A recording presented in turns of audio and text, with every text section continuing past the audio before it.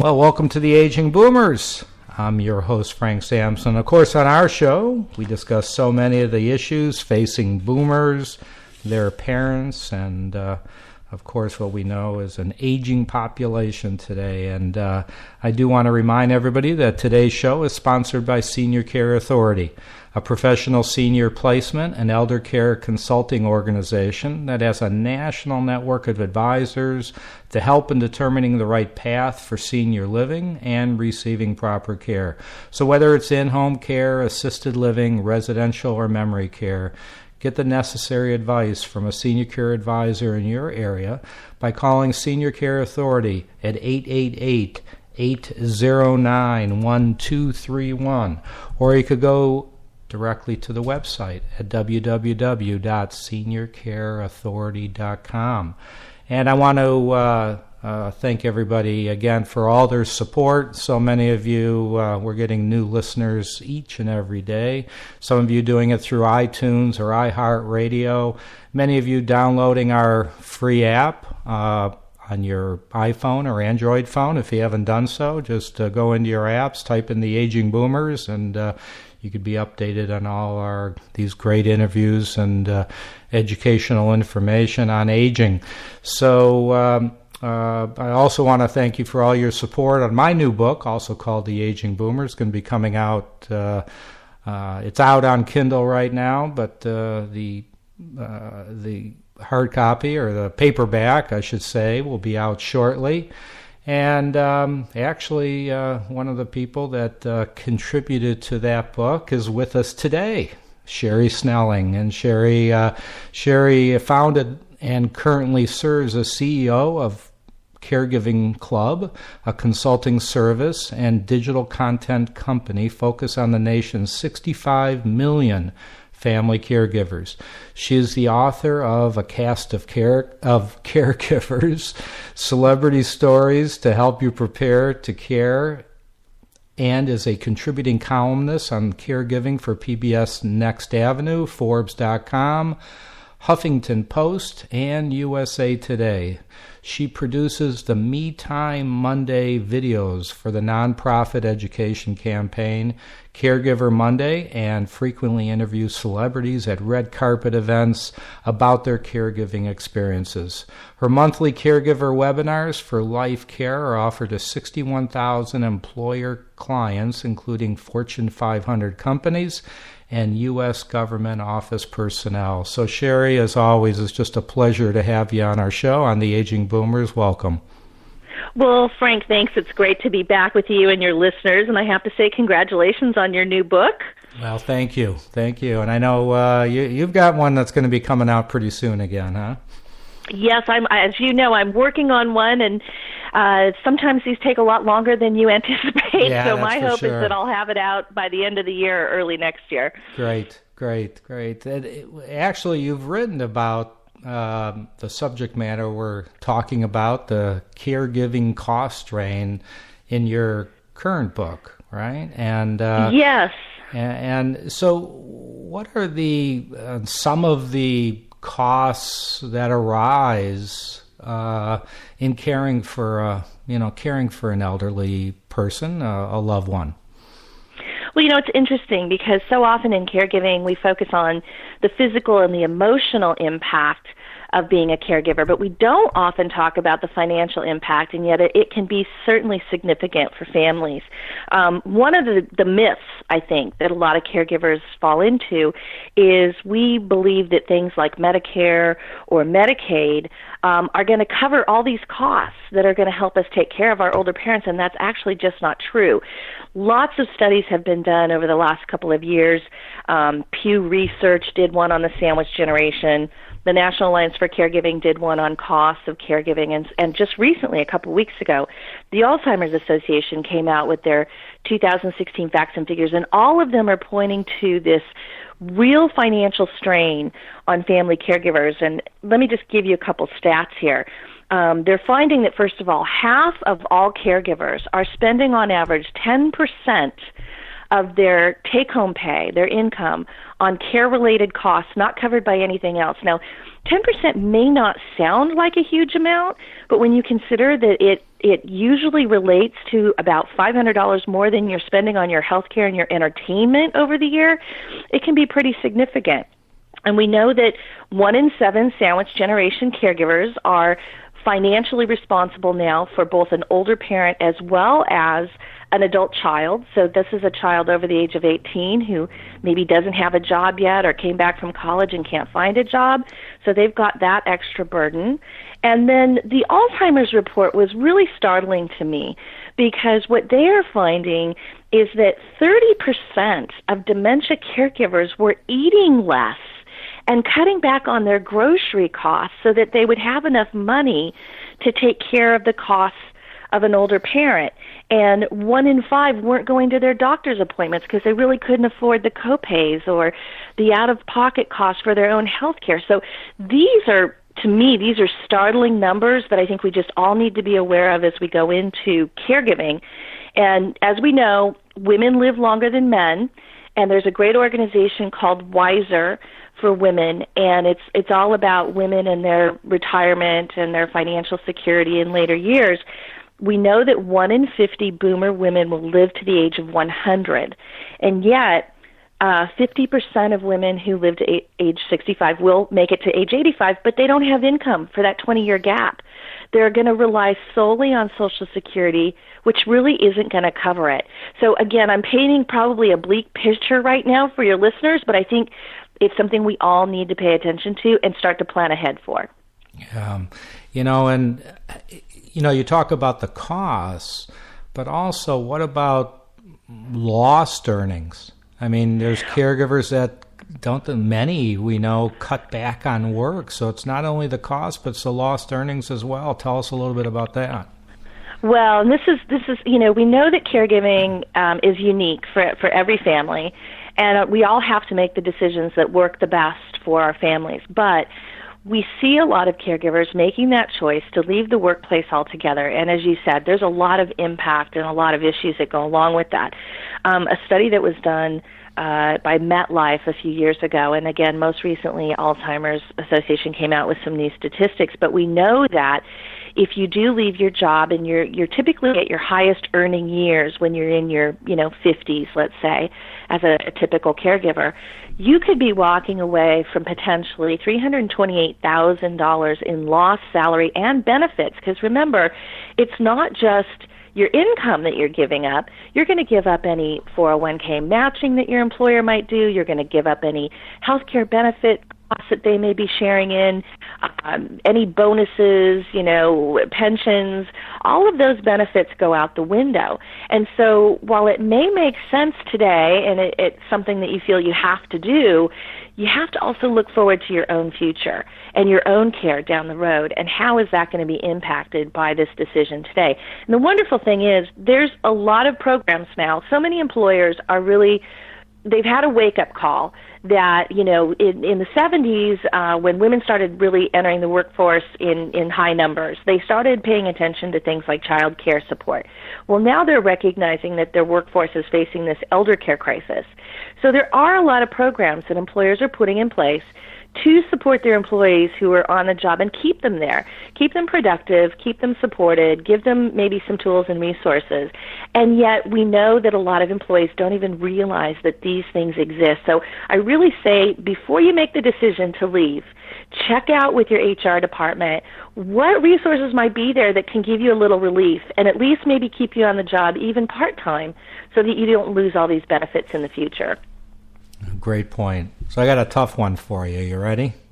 Okay. All right. So, as you know, I've been in the business, and my company, my day job is working with families and help them find assisted living, memory care, etc. We do, consulting work as well. So, I would have to say still the majority of the families that we work with are in crisis mode. All right, mm-hmm. It's they didn't plan.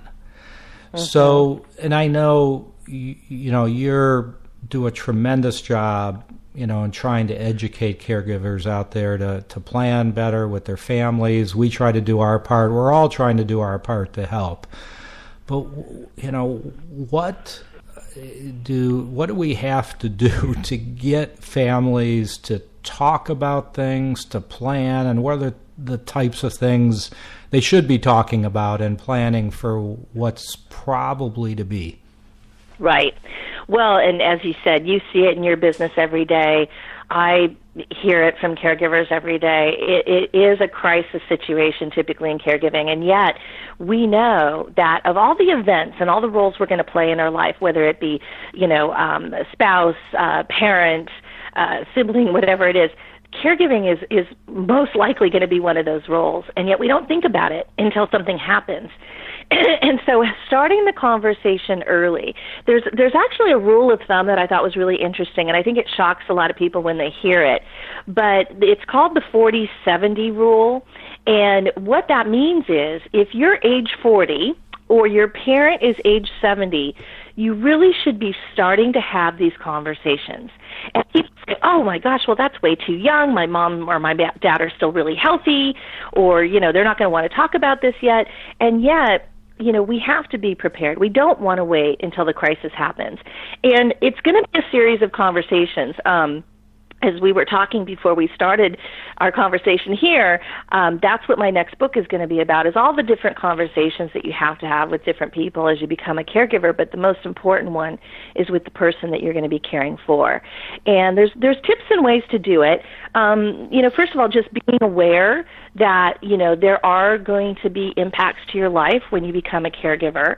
So starting with maybe news that's out there. There's so many celebrities now. I interview quite a few of them, and they at least help raise awareness for what's going on, and we can use those stories to kind of ease our parents into this conversation. So it's not so much about, hey, mom or dad, I need you to tell me this. It's more about, hey, did you hear that story about, I just interviewed Kimberly Williams Paisley, whose mom has dementia, and she just wrote a book, or Joan London, or the Glenn Campbell story and his family. So using that sometimes helps break the ice. Then certainly you need to ask a lot of questions. And again, this is going to be a series of conversations, but you do need to find out, what are your parents' wishes for long-term care? A lot of us don't even realize, does mom or dad want to stay at home, or are they going to be okay if they have to go into a facility? Or what are their end-of-life wishes? We need to know those things to be the best caregiving partner. Then review all the plans. One of the great stories that I wrote about in my book was Joan London, who cared for her mother with dementia. And she knew her mother had a long-term care plan, but she didn't know anything else about it. And what happened was she actually found out that the benefits from that plan only lasted for 6 years. Her mother wound up living beyond those benefits for another 10 years, which meant that every cost for that care came out of Joan's own pocket. And people say, well, she's a celebrity, she can afford it. Possibly, yes, of course, they have sometimes more money than the rest of us. But I think it's a lesson learned that we need to know these things and then engage the whole family. And that can be a tough thing because sometimes the siblings don't agree. Sometimes we have step-parents we have to deal with if we're an older adult child. So, there's a lot of things to think about, but just recognizing that this is the journey you're going to go on, and starting these conversations is critical. Yeah. But, it goes both ways, doesn't it? I mean, many times I've come across where the adult children want to have conversations with mom or dad about the subject matter, and they say, oh, we're going to be fine. We just want to stay home. You'll take care of us. Don't worry. And, then it goes on. And the opposite could happen where the parents go to bring it up and the kids go, you're not going anywhere. Don't worry about it. You'll be fine. I mean, do you see it both ways? I do. Absolutely. I think there are a lot of adult kids out there. It's frightening for us to watch a really strong, capable parent become more frail, more vulnerable, recognizing that maybe they aren't going to be here forever. And so those are the things where we go into that, denial phase of our lives and want to just push it away. But the reality is that doing that might really have severe impact on your ability to care for them in the future. And so it's tough. It's not always the greatest conversation, but it's certainly one that we have to embrace. The other thing that I've learned through this journey of talking to caregivers and researching my new book, there's a difference sometimes in how we talk to moms and dads. And, we know that, and this is probably more of a blanket statement, but we know that, moms are really focused on their security and their safety as they age, particularly if they wind up becoming a widow and lose their spouse who may have filled that role for them. So, keeping that in mind when you're talking to mom, you want to make sure that she understands, I get that, and I'm here to help you with that. And these are the things we need to do to make sure that happens. With dads, it's a little different. Dads want, they're the head of the household usually, and they want to not burden their kids, and they want to be in control. So, there's a slight difference in nuance in how we talk to dads. We want to say, listen, I want to make sure that your wishes, come true, that we follow everything you want, Dad. And, I've talked to people who have gotten in-home care for their father, and they said, fathers are really resistant to the word caregiver. And so sometimes it's, we use a different word. For instance, it might be, hey, Dad, I think you might need a personal assistant around the house a little bit. Right, now, that's a good point. That puts Dad in control, and it doesn't make him vulnerable, thinking, oh, I'm frail and I need a caregiver now. So it's just a nuance in how to talk about it. That's, I love that.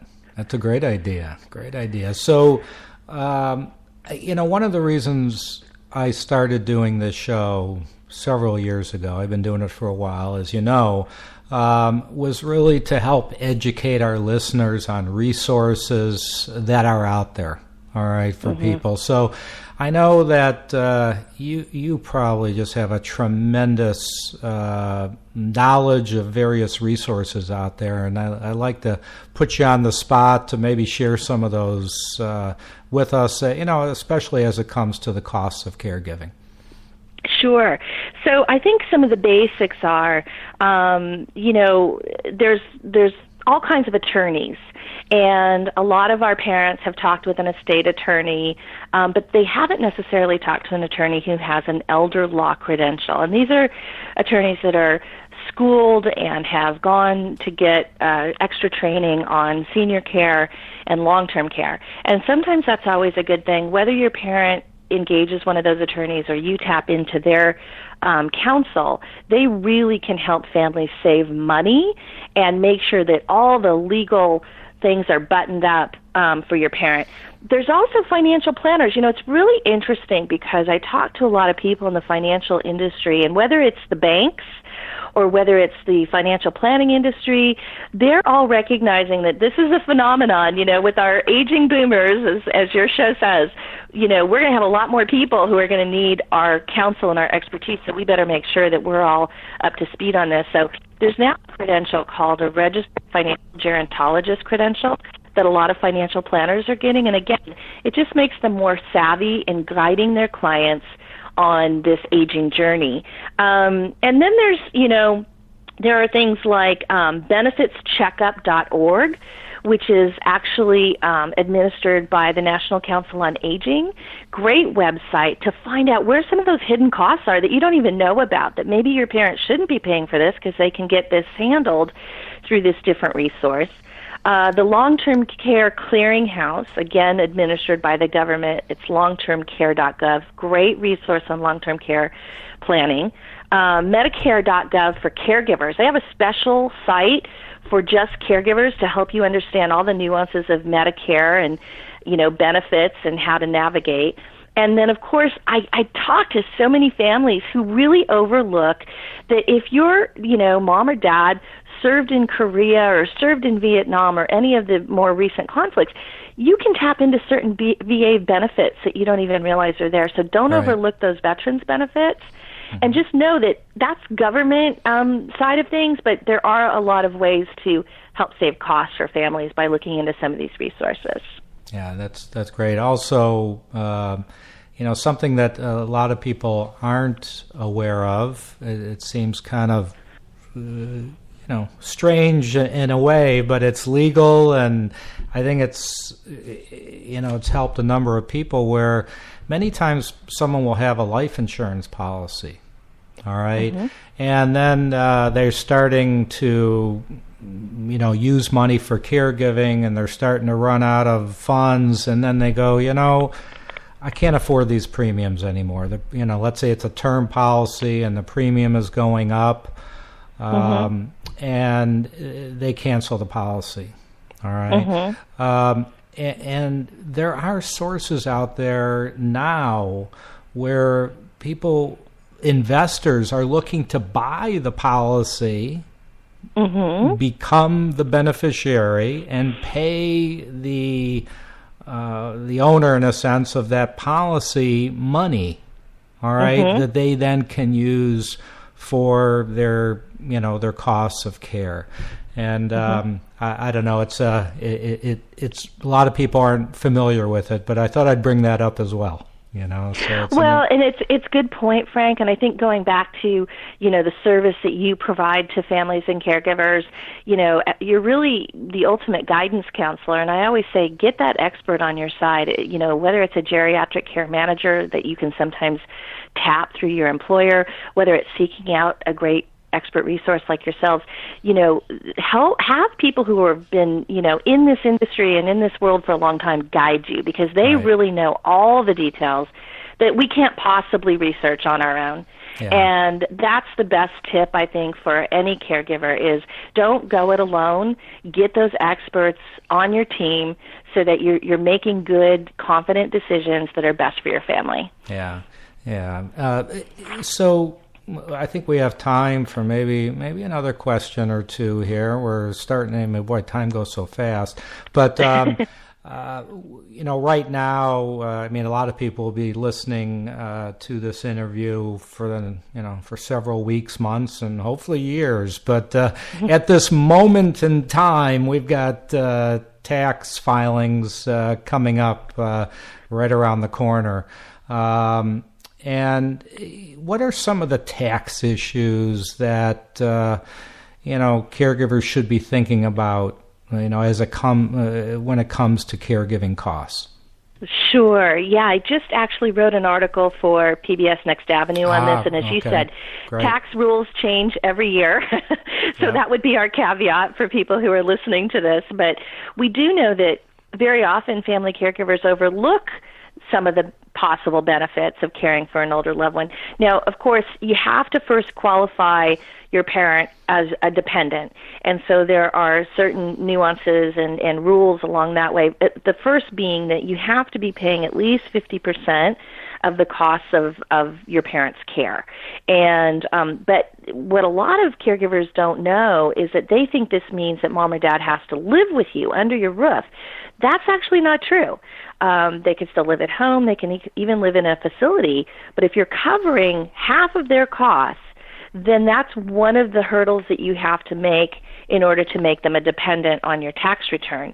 They can't be claimed as a dependent by anyone else, of course. And then they also have to have a gross income. For the tax year 2015, it was less than $4,000. So they really don't have a whole lot of income to be able to claim, so that you can say, this is why I'm stepping in to help. And then once you get past that hurdle of saying, okay, you make the dependent claim, what are the things that maybe caregivers are overlooking? Well, we know that any miles that are driven for medical purposes back and forth to the doctor, that can really add up. And that's a write-off of 23 cents a mile, at least for this last tax year. Any travel, we have 8 million long-distance caregivers. They might be living out here, in California where I am, but caring for mom or dad who live in Florida. And so those travel costs can sometimes be written off if again, they are dependent of yours. Home improvements, so things that you might do to modify your parents' home to make it more age-friendly can sometimes be written off. It's always great to have a geriatric care manager or even what we call a certified aging-in-place specialist give you kind of a written recommendation, then you can attach that. That kind of validates why you made the modification, so that helps the IRS. If you're paying for any long-term care services or long-term care insurance, Sometimes these costs can be claimed, so you need to look into that. And hiring in-home care workers, these are some of the tax traps. And I always tell caregivers, be careful, because you want to make sure that anyone you bring into the home is a W-2, not a 1099 contractor. The IRS is really looking carefully at this now, and you can really get in trouble because the family will be penalized if it's not categorized correctly. So be careful about that in-home care worker who comes into the home to take care of mom and dad. Make sure they are a W-2 employee, either of the agency that you're working with, or you would have to set yourself up as the employer of record. And there are companies.